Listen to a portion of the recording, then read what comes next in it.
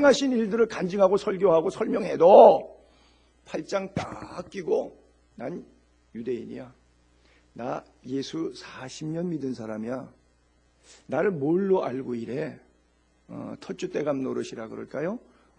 유대인들이 딱 버티고 자기가 가진 상식, 그 상식이 예수님 오기 전까지는 맞는 이야기입니다.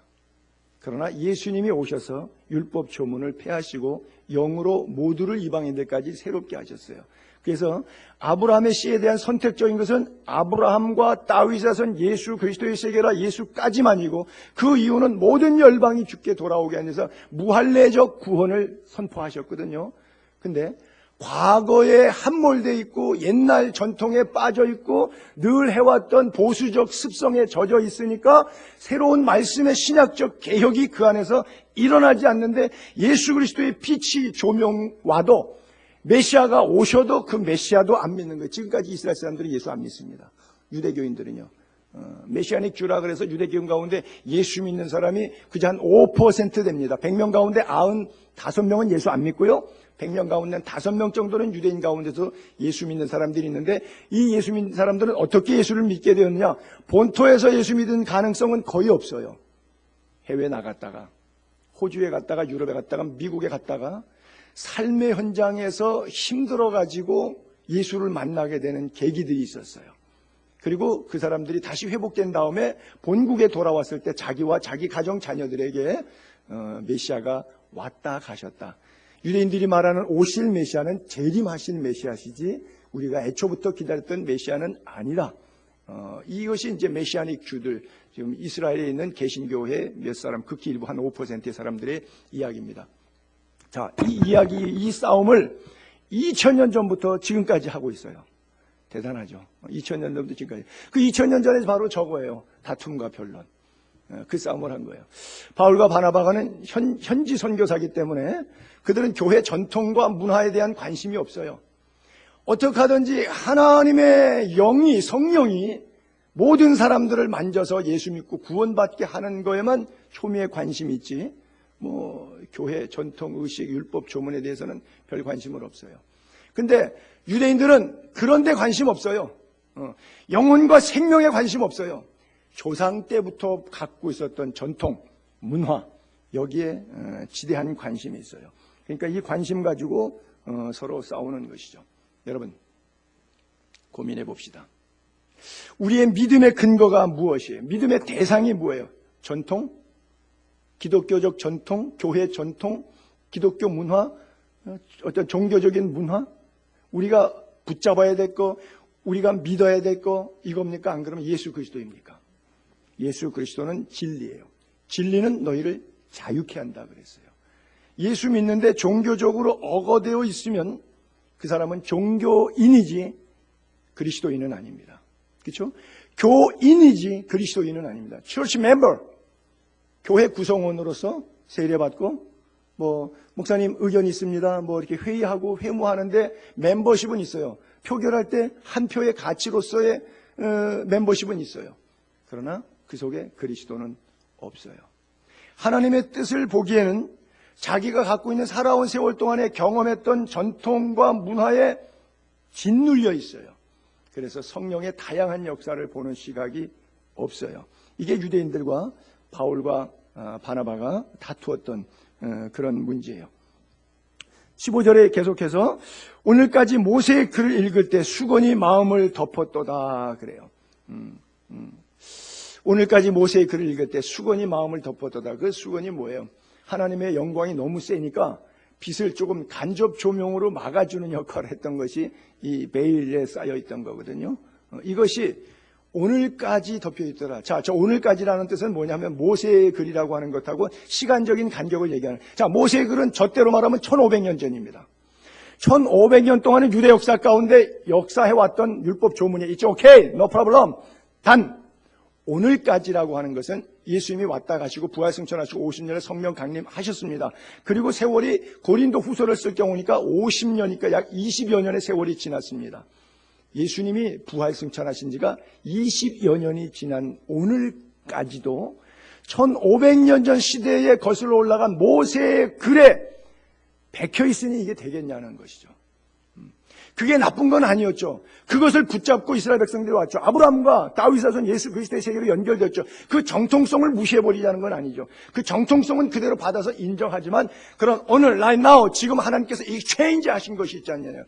율법 조문을 따라서 예배드리지 않고 번제와 화목제로 예배드리지 않고 신약에 와서 말씀과 기도로 예배드리고 번제 안 드리는 이유는 어린 양 희생 예수 그리스도가 단번에 희생된 십자가에 돌아가시는 마지막 순간 It is finished 그러니까 휘장 위에서부터 아래로 쫙 찢어져 내렸어요.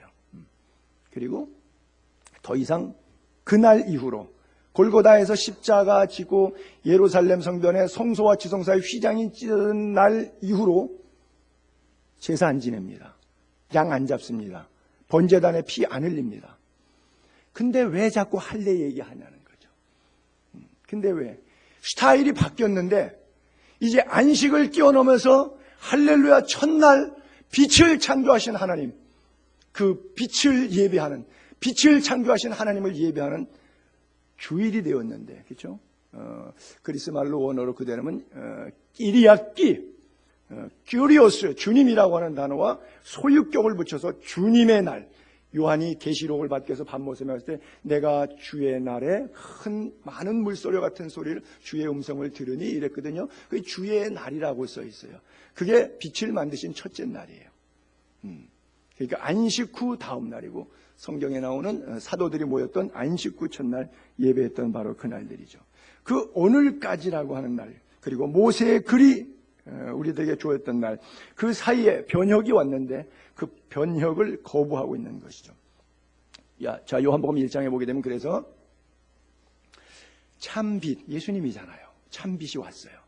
그 세상에 와서 각 사람에게 비추는 빛이 있었나니 하나님이 태초에 말씀이 계셨고 이 말씀이 빛 가운데 우리 가운데 임했잖아요. 요한복음 1장 그렇게 시작되잖아요.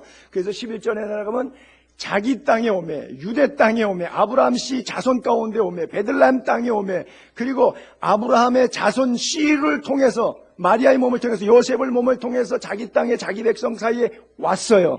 그러면 누가 제일 먼저 웰컴해야 돼요? 누가 제일 먼저 웰컴해야 돼요? 세상에 예수님이 대한민국 족보에 피를 타고 오셨고 대한민국 땅에 타고 오셨다 그러면 한국 사람들은 얼마나 좋을까요? 당연히 웰컴, so proud 이렇게 돼야 되잖아요. 근데 우리가 no 자기 땅에 오면 자기 백성이 no 안 받아요. 이게 있을 수 있는 일이냐고요. 그리고 율법 조문 맨날 붙잡고 예수님이 오셔서도 말씀하셔도 듣지 않고 어떻게 하든지 예수를 고소할 조건을 찾기 위해서 중상모략을 하죠. 오늘날도 2000년이 지났는데도 아직도 이스라엘 사람들이 예수를 믿지 않아요. 저는 답답한 것이 우리 한국 선교사님들이 이스라엘 선교사를 합니다. 우리 교회가 이제 후원하는 김정환 선교사도 금년 2월 달에 갔네요. 벌써 한 10개월 정도 가까이 되었는데 편지가 한 서너 번 왔어요. 근데 지금 이제 아랍 사람, 자기 이제 말 배우는 중이니까 이스라엘 사람들은 굉장히 빡빡하죠. 들어가기가. 아주 하이클래스 소사이티니까. 그리고 굉장히 자기네들이 어떤 그 프라우드가 있기 때문에 유대교회. 그래서 동양 사람이 와가지고 뭐 이렇게 성경 얘기, 이런 얘기, 뭐 모세의 율법 얘기, 뭐 구약 얘기 이런 거 하면은, 속으로 콧방귀 끼죠. 야, 네가 뭘 안다고.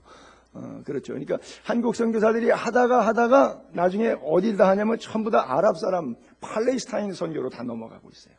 물론 다는 아닌데 거의 많이 뭐 7, 80% 정도 될 거예요. 왜? 유대인들이 안 먹히잖아.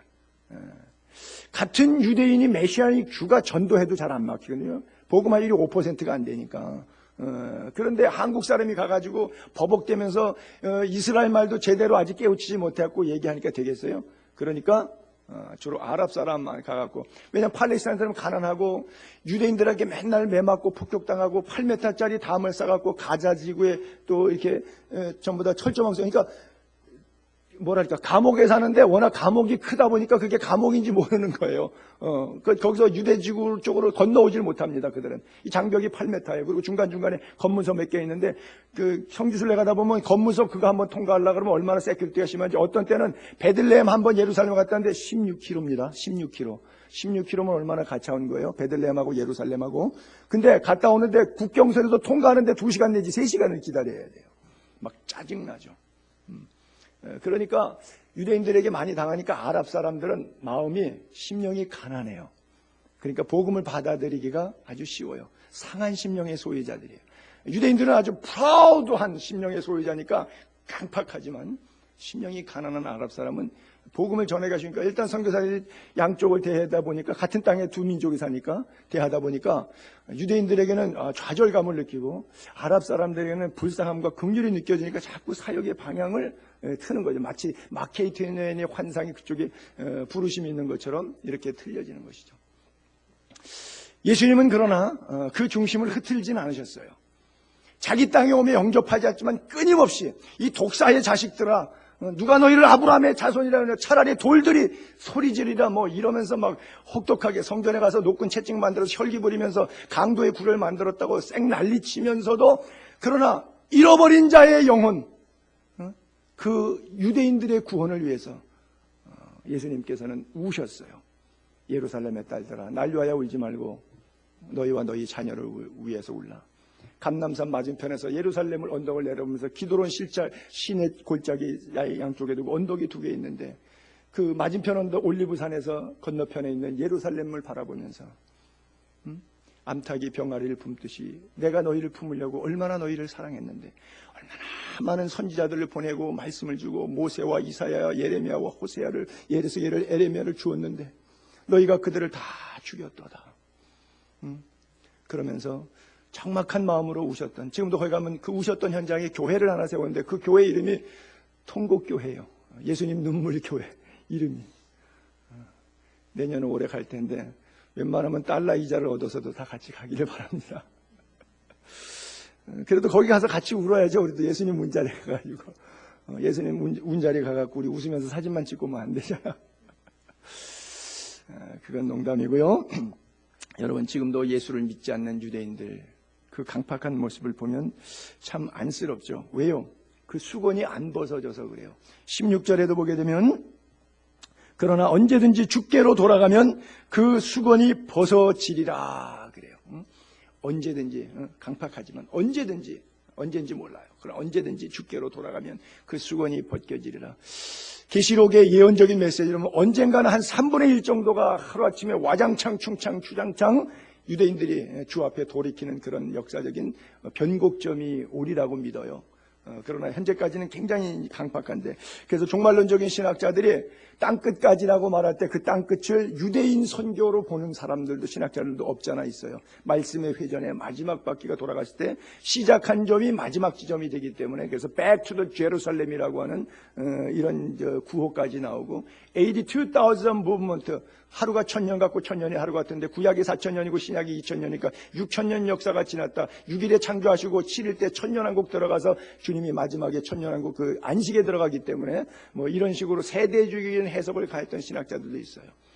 물론 2016년대가 돼도 이게 넌센스가 돼서 틀려지고 그 예언이 빗나가 버리고 말았지만 어쨌든 많은 사람들이 초미의 관심을 가지고 유대인들의 회개 그 성경에 있으니까 사실이니까 타이밍은 우리가 알 수 없지만 언제든지 주께로 돌아가면 언제인지는 알 수 없지만 주께로 돌아가면 그 수건을 하나님께서 벗겨주시는 날이 있는데 우린 이방인인데 일찌감치 벗겨주셔서 복음 안에서 우리가 열려져 있으니까 얼마나 감사한 거예요. 그렇잖아요? 빌립보서 3장 21절에 그는 만물을 자기에게 복종하게 하실 수 있는 자의 역사로 말미암아 우리의 낮은 몸을 죄악된 몸을 이 육체 덩어리를 썩을 수밖에 없는 몸 이 육체를 어떻게 만들었냐? 자기의 영광의 몸 예수 그리스도의 부활의 영광의 몸 형체와 같이 변하게 하시리라 그래요. 여러분 수건이 벗어지면 그런 날도 오지만 그 날이 오기 전에 수건이 벗어진 그날에 내 가슴에 영혼에 이미 믿음으로 이렇게 역사가 일어나는 거예요. 물론 내가 죽으면 나의 이게 화장시켜버리고 매장시켜버리고 없애버릴 그런 낮은 몸 육체 썩을 몸이지만 이 몸이 예수 그리스도의 영광으로 똑같은 몸의 형체와 같이 변화시켜 주시는데 살아있을 때 주님이 오시면 이런 현상이 올 것이고 죽어도 다시 사는 영광으로 그날을 맞이하게 될 것이에요. 시편에 보게 되면 22편, 23편, 24편에 23편 다 아시다시피 23편 한번 가운데로 먼저 올려볼게요. 그러면 여호와는 나의 목자시니 내게 부족함이 없으리로다. 그가 나를 푸른 풀밭에 누이시고 쉴 만한 물가로 인도하시는도다. 내 영혼 소생시키시고 자기 이름 위하여 의의 길로 인도하시는도다. 내가 사망의 음침한 골짜기로 다닐지라도 해를 두려워하지 않을 것은 주께서 나와 함께 하심이라. 주의 지팡이와 막대기가 나를 안위하시나이다. 주께서 내 원수의 목전에서 내게 상을 차려주시고 기름으로 내 머리에 부으셨으니 내 잔이 넘치나이다. 그리고 마지막 그 6절에 내 평생의 선하심과 인자하심이 반드시 나를 따르니 내가 여호와의 집에 영원히 거하리로다. 가장 평안한, 가장 좋은 시편의 이 메시지가 23편인데, 이 23편을 읽을 때 보게 되면 앞에 22편과 뒤에 24편이 있는데, 어떤 의미에서 험산이 있는데 그 사이에 줄령에 잔잔한 평야에 흐르는 계곡, 평원과 샤론의 평야와 같은 속에서 잔잔한 시냇물과 함께 평지가 형성된 것 같은 그런 느낌이 들어요. 왜냐하면 22장에 험산줄령같이 다윗이 이런 고백해, 내 하나님이여 내 하나님이여 엘레 엘레 라바 샤박다니 어찌하여 나를 버리십니까?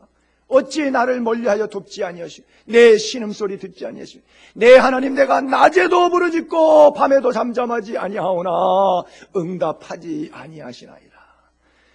여러분들이 신앙생활의 질곡의 세월 가운데 하나님께 부르짖어도 당장 응답이 없을 때 답답한 마음을 이렇게 토로하지 않습니까? 마치 십자가 위에서 7마디 가운데 4번째 하셨던 말씀 엘리엘리라바 샤박다니 하셨던 것처럼 다윗이 그렇게 부르짖고 있어요. 정말 험산줄령하지.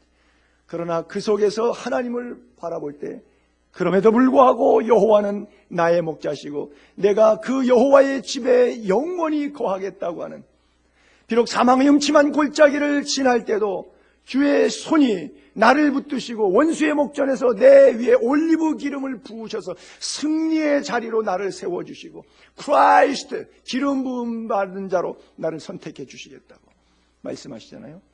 그리고 저 평야를 지나면 결국 24장에 가서 마지막 절 2절에 보게 되면 그렇게 써 있거든요.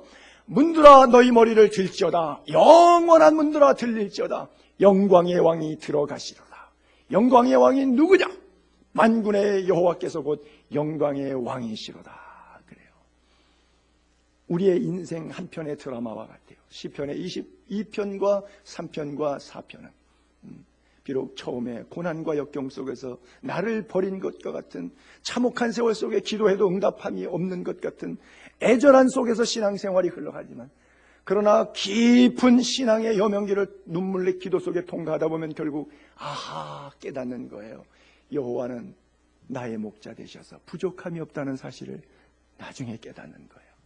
그리고는 24편에 가서 마지막으로 고백할 때 영광의 왕이 누시냐.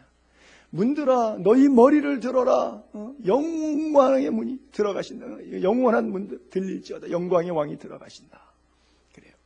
영광의 왕이 누구예요? 만군의 여호와 하나님. 여러분들의 가슴, 주의 영이 계신 곳이 바로 여러분들의 가슴임을 믿습니다. 영광의 왕의 임재를 느끼게 될 수 있게 되기를 바랍니다. 여러분, 구약시대는 하나님을 대면하면 죽었어요. 구약시대는. 신약시대는 대면하는 일이 없지만 구약시대는 하나님 만나면 죽어요. 대표적으로 베레스 우사 사건이 그건데 잠깐 볼게요. 왕하 6장 1절에 법궤가 들어가죠. 그들이 나곤의 타작마당에 이르러서 소들이 띠므로 우사가 손을 들어 하나님의 궤를 붙들었더니, 그렇잖아요. 잠깐 팔짝 뛰니까 조건 반사 현상으로 뒤에 따라가던 우사가 손을 딱 댄 거예요. 자기도 모르게. 왜 하나님의 법궤가 땅바닥에 패디기 치면 안 되잖아요. 이렇게 소가 뛰니까 이 달구지에서 이 뒤에 있던 박스가 법궤가 그냥 자부러지면 큰일이잖아요. 그래갖고 자기도 모르게 이걸 붙잡은 거예요. 탁. 7절에 여호와 하나님이 우사가 잘못함으로, 그렇죠? 영원히 풀리지 않는 성경 해석이에요. 저는 저 성경 구절을 못 풉니다. 우사가 잘못함으로. 우사가 저는 잘못했다고 생각하지 않거든요. 절에도 제가 만약에 뒤에 있었으면 법궤가 쓰러지려고 하면 저도 손 댔을 거예요. 절에도 여지없이 손 댔을 것 같아요. 근데 하나님은 우사가 잘못했다고 써 있어요. 그 잘못한 신학적인 해석의 성경 주해를 제가 모릅니다. 어떤 답을 달아야 좋을지. 어쨌든 우사가 잘못했다고 성경은 써 있어요. 어떤 때는 저런 게 너무 마음에 안 닿죠. 내가 잘못 안 했는데 잘못했다 그럴 때, 내가 잘했는데 잘못했다 그럴 때 이해가 안 될 때가 있겠죠. 근데 하나님은 틀림이 없어요. 믿으시기 바랍니다. 우사가 잘못함으로 말미암아 진노하사 그를 그곳에서 치시니 그가 거기서 하나님의 궤 곁에서 죽으니라. 즉 즉사했다고 하는 것이죠. 여호와께서 우사를 치심으로 다윗이 분하여 그것을 베레스 우사라 부르니 하나님이 치셨다 그런 뜻이거든요. 이름이 오늘까지 이르니라 그래요. 베레스 우사 사건, 우리가 이해할 수 없는 건데 구약시대는 하나님께서 이렇게 치셨다고 하는, 이게 뭐냐면 바로 수건 역할, 지금 우리가 계속 수건 얘기하는데 수건 역할이 바로 그런 거예요. 하나님의 영광이 직통으로 임하니까 구약시대 때 이걸 감당할 길이 없으니까 모세 네가 중간 총매제, 중재자 역할을 조금 해달라. 왜? 베레스 우사 사건처럼 하나님의 영광이 임하면 그냥 죽지 않느냐는 거죠.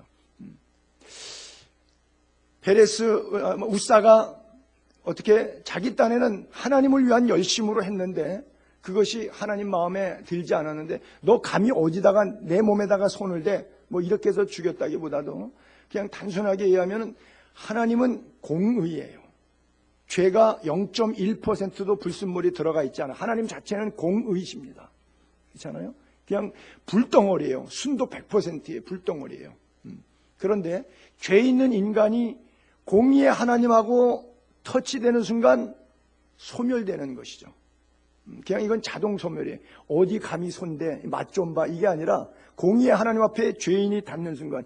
그래서 주님을 보면 구약에 다 죽었잖아요. 그게 감히 날 봐? 너 맛 좀 봐, 죽어봐라. 이런 하나님의 유치한 인간적 발상이 아니라 공의와 의가 공존할 수 없다는 거예요. 그게 신약의 표현으로 로마서 6장 23절에 죄의 싹은 사망이라고 하는 거예요.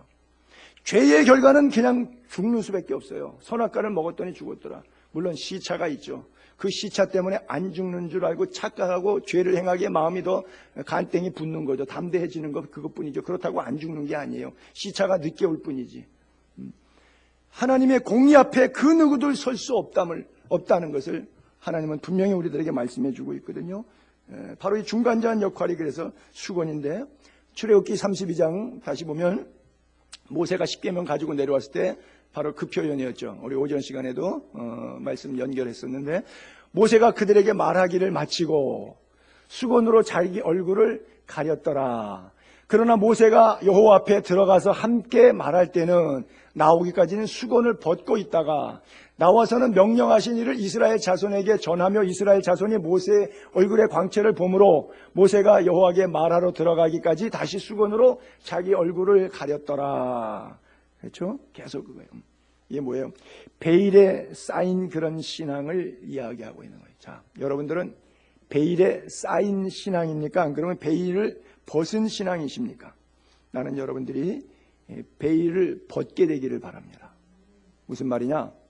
썬데이 크리스찬 되지 마시고, 이건 베일에 아직 가려 있는 거예요.